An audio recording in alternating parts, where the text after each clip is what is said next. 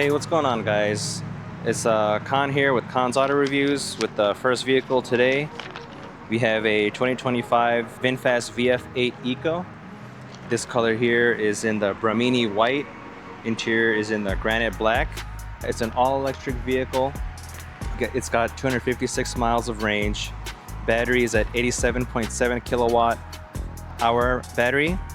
Now this is from just the Vinfast have two models, the VF8 and the VF9. VF8 is this one right here, a little bit more of a compact SUV. Then they have a VF9, which is a little bit more of a full-size SUV. I believe that one has a third row seating. But I got this one, I've had it for about a week now. I got a pretty good lease price on it. But let me just go ahead and go over some of the features, and then we can go over as to why I got this specific electric car and why I think it may be a good choice for you if you're in the market for an electric vehicle. So this is the Eco model. So there's two trim levels basically for the VF8 and the VF9. You have an Eco model, Eco trim, and then a Plus trim. Plus trim, you get a little bit more. We'll go over some of the things that you get with that versus the Eco. But with the Eco, you get basically a dual motor, all-wheel drive, 349 horsepower, 369 pound-feet of torque, electric power steering, and the warranty for the Vinfast are some of the best that I think in the industry. It's up there with like the Hyundais and Kias. So the new vehicle limited warranty, you get 10 years, 125,000 miles. I believe that is the bumper-to-bumper warranty. And then for the battery, you get 10 years unlimited mileage, or 10 years, oh, that's for standard use. Commercial use would be 10 years or 125,000 miles. But I guess for consumers, it'd be 10 years unlimited miles.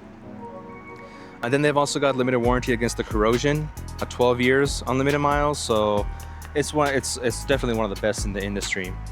In terms of the exterior, you do have LED headlights, LED tail lights, daytime running lights. You also have the automatic high beam, which is pretty fantastic. Just kind of little things that they add to add a little bit more of a luxury feeling for this. And one thing actually about this too is that it does come with the frunk. So if having a frunk is important to you, it does come with that. It's pretty decent sized. We can go over that in a bit. It also has a power folding mirrors and a memory setting for the mirror. So once you set up your profile with this and you get in the vehicle, we can go ahead and demonstrate that here once I locate the key. But this is the key right here. This is what it looks like. Pretty simple key. It doesn't feel too heavy or anything. It doesn't have a premium feel to it, but I mean, it gets the job done. But basically, right now, when the mirrors are folded in like this, that basically means that the vehicle is in a locked state. And then once you hit unlock twice, you'll see the mirrors, they fold out, lights, the headlights turn on, everything kind of blinks. You can actually change that to where if you don't want the lights to flash, or every time you lock or unlock it, you can adjust that. If you want the car to honk, some people like that. I just like the lights, so I leave it at that. Or I believe you can also just completely turn it off. And now just kind of quickly going over some of the interior features. It does have a 15.6-inch infotainment touchscreen. So it's basically like a Tesla in a way. Oh, there you go. It automatically locks after a certain amount of time. So you see the mirrors that actually folded in. So the interior, it comes with a black interior. If you're not a fan of a black interior, then you can upgrade to the Plus trim level, and that'll give you the kind of like a beige, brownish kind of interior, which I think looks fantastic. But for me personally, I was in the market for an EV for a while. This was pretty cheap. I got this as a lease. I have another daily, a 2012 Avalon. If you're interested in seeing that, comment down below. I can kind of go over that too. But I was in the market for an EV for a few years. Everything was just kind of like outside of my price range. I didn't want to go too expensive. I wanted to have something in like the 200s, lower 200s if possible. And I mean, I don't drive too much anyways. I just really enjoy the electric cars ever since I drove one a few years back. Actually took it on a road trip from Washington, D.C. to New York. And I didn't really feel that much range anxiety. One thing I will mention though is that if you do plan on having an EV, and one thing that you can do to help reduce your range anxiety is that when you're looking for chargers and you're planning a road trip or anything like that, make sure that you search for chargers using the map that's in the vehicle. So So do not use Google Maps, do not use Apple Maps, because that's not a guarantee that that charger that you locate will work for the vehicle that you have. So for example, for this VinFast here, it would be better to go look for charging stations inside using the native map application that comes with the car. So likewise, if you're in a Hyundai or a Kia electric vehicle, it would be best to use the map that is native to the vehicle that you have. Teslas are a little bit different. You know, they kind of have superchargers everywhere, so you don't really have to worry about them too much. But for some of the other electric vehicles that are non-Teslas, that's just something to keep in mind. But we do see more and more vehicles being able to use the Tesla supercharger, so that's good that they're opening up their network. You also get a heads-up display. These are all standard features. 8 speakers, in-vehicle navigation. You have 8-way power adjustable driver seat, 6-way for the passenger, 60-40 split. You do have 2-zone HVAC with ionization. I don't know what that means, so if you know, leave a comment down below. ISO fixed latch. I believe that is related to car seats. And then you have USB charging ports in the front and the back. You also have a wireless charging pad, which is pretty awesome. In terms of safety, it's got airbag protection, thank goodness, ABS, electronic brake force distribution, brake assist, electronic stability control, traction control system, hill start assist control, front and rear parking sensors. It's got a backup camera. And then with the backup camera, it's also got a 360 camera with that. So when you put it in reverse, the 360 camera will pop up, and we'll actually talk more about that because there's a few things you need to keep in mind if you're thinking about getting this specific VinFast vehicle, not this VF8, but a VinFast vehicle in general. It's for a specific kind of target audience, I feel. So we'll go through that in a bit. And it's got auto sensing wipers, a keyless start stop, and a blind spot detection. And now this vehicle is mostly 56% from Vietnam and 37% in China. The country of origin is Vietnam. Everything is so this is a VinFast. Basically, it's a Vietnamese auto manufacturer, and they've been trying to enter the United States market for a few years now. I believe they started with the 2023s, then they had 2024s. These are not that common, so you will get kind of looks and people asking you like, "Oh, what kind of vehicle is this?" It is. I would say it's pretty striking. You know, you don't really kind of see this kind of vehicle every day on the road. However, because it's so new, the internal software is pretty buggy at this point in time. So if you're looking for something that is Tesla-like, I would just kind of hamper and taper my expectations a little bit. I think this vehicle is really good for people who just want to kind of get the basics of what an EV is like. Maybe they're not worried about range anxiety because they already have another vehicle that they use as their primary daily driver. This is something that you can pick up and kind of see, is an electric vehicle something I'm interested in? Is it something I'm not interested in? You can kind of see what it's like to live with. So that's basically what I'll be doing, is kind of going over some of those things while I have this vehicle for the next couple of years and share my experience with it. Honestly, I really love it. I really love this vehicle. I don't regret it at all. The software is buggy, but if you're okay with that, I think this could be a good vehicle to just kind of get into the electric market. They do have over-the-air updates for the infotainment system they have inside. And everything is done from the infotainment system. I'm talking windshield wipers, how to open up the trunk, headlights, fog lights, maps. Oh, speaking of maps, it's got an Apple CarPlay and Android Auto. But the native map is also pretty nice. So that's about it for the exterior. So let's go ahead and hop inside and take a look at the infotainment system. Okay guys, welcome here to the 2025 VinFast VF8. We'll go over the infotainment for a bit here. But basically, to turn the vehicle on, you just hit the unlock button here twice. That'll unfold the mirrors. You can do that when you're walking up to the car and it'll turn the screen on. So right now it's in the accessory mode. So to turn the vehicle on, just hit the brake. And there you go. Hitting the brake like that is the equivalent of hitting the start, stop, ignition switch. So as mentioned, everything is done from the computer screen right here. So if we open up this, you can open up the trunk from here. You can adjust the windshield wiper. So this would be for the rear wiper, automatic or not. This here is this is for your heads-up display. So you can choose what you'd like to see, what you don't want to see, the different colors, brightness of it. So for me, I don't like it to be too much going on there, so I just have my turn indicator there, the blind spot detection, and it shows the speed. This is where you would adjust your mirrors, so the left mirror, and then you would adjust it using the touch pads on the left side of the steering wheel. And you do the same thing with the right one. And you can also select auto tilt, so when you put the vehicle in reverse, it'll tilt down the side mirrors for you, which I think is very helpful.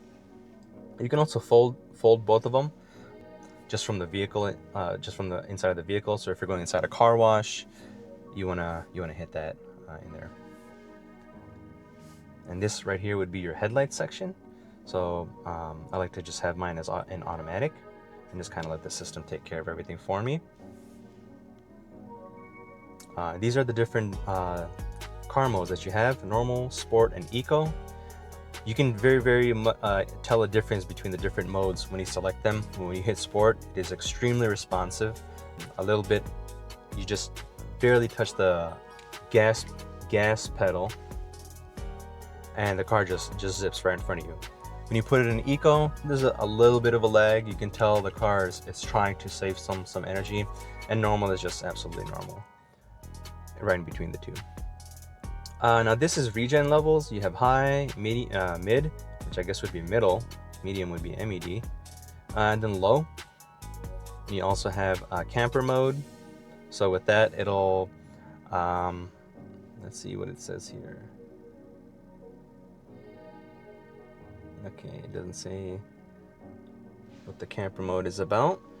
But for camper mode, basically, it'll allow you to use the HVAC, and it'll allow you to use the screen here without using up too much of the battery's resources.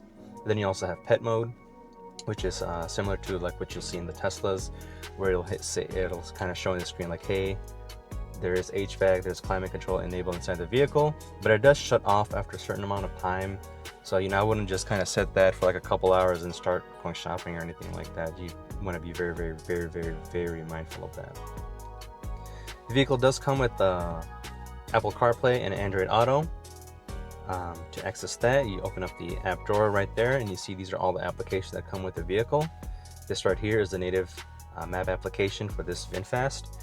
This is what I meant when I said you want to use this map right here, or whatever is native to your vehicle. So if you have a Hyundai or a Kia or even a BMW, if you have a native map application, it's better to use that to find chargers near you. Do not use Google Maps or Apple Maps. It is not guaranteed that the charger that you get to is going to work for your vehicle. This right here will just show the EV status. So this right here is the current range. I actually haven't charged this since I've gotten it last week, but I don't do too much driving with it. I did a lot of my driving with my other car. But you can see here, Android Auto, Apple CarPlay, you got iHeartRadio, the owner's manual is in there. This drive aids is where you can adjust some of the lane keeping assist, collision avoidance, parking assistance, blind spot monitoring, enabling the camera, anything of that nature, adaptive cruise control, automatic curve view. This right here, what's supposed to happen is when you're going 10 miles or slower and you turn your indicator on, either for the right or the left indicator, you'll see two camera views of your vehicle. You'll see a 360 camera view, and then you'll see a view from the view of the camera for which you are indicating for. So if you're indicating if you have your right indicator on, you'll see a 360 camera of your vehicle, and you'll see a view of the right side of your vehicle. If you turn your left indicator on, you'll see a 360 camera and a left view of your vehicle. You see both of those. Now sometimes that works, sometimes it doesn't. That's what I meant when I said that this car, you should taper your expectations if you do plan on getting this car. I would lease the vehicle first and not own it at this point in time. I think they're still a very young company and they have room to grow. So this is, I think, best for people that already have a vehicle and they're just looking for something else. The price isn't too bad. You can get it for under $300, the Eco trim. And if you really want the plus, you get a panoramic sunroof and the beige interior seats. And you also get a power liftgate. with the Plus. So just keep that in mind. It's only it's not too much more, but I didn't want to spend too much. I just wanted a little bit of that exhilaration of an electric car, and I would say this car delivers that. So this is what the home screen looks like here. HVAC controls, it's all done through the screen. Either you love that or you don't. Me personally, I am not a fan of having everything in the screen. However, like I mentioned, this is not a daily driver, so that's something I could live with.